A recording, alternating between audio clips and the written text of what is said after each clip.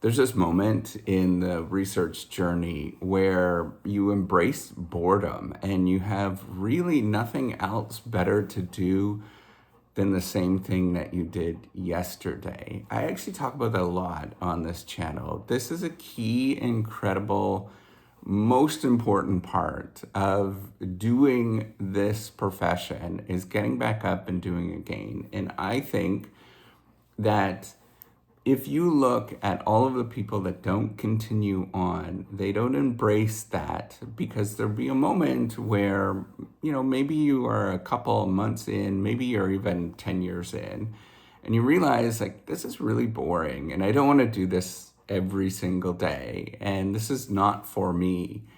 But every researcher that is in the profession that I know of, including myself, and they say, you know what, I'm just going to do it, even when it's difficult to actually do.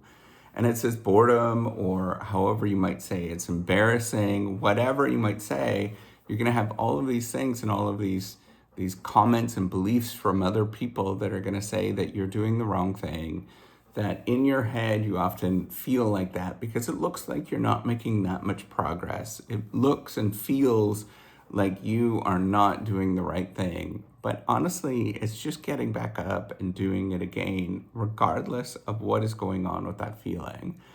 And looking at it and saying, you know what, I'm just going to do this one more time. It's like if you look at all of the videos that I've put out, I had a comment recently, you put out 6,000 videos, and this is all you actually have to show for it. And, one way, and it kind of made me like upset, but another way is like, I was thinking, yeah, damn straight. I put up 6,000 videos. And this is showing you what it actually means to do work every single day. And it's very difficult to actually do where you get back up and do it again. And I look around at all of the people that have potential, but they don't do it because they're not willing to put in the 6,000 times. They don't do it because they think they should be doing something better. And then they end up not making any progress and they step away and then they just disappear. And it's frustrating because, I do believe, I understand how this all works, that that's all you really have to do is just keep doing the same thing that you did yesterday and maybe making some small alterations as you go. And as you do this, after you've done it for years and years and years, you get compound interest, right? And that compound interest grows quite rapidly at the end. So when does that end?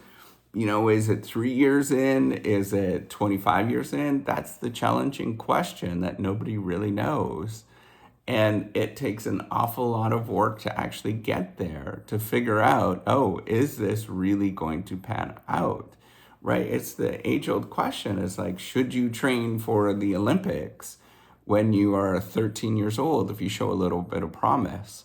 Well, we don't know, right? There is no real great answer with this. Is you might as well try to train for the Olympics because you got 6 years.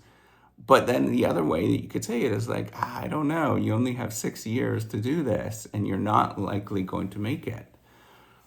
So all of this is to say is that there's no easy answers other than just pushing through those moments where there's boredom and you really don't know what you should be doing and just getting back up and doing it again and trying to move the needle one more day.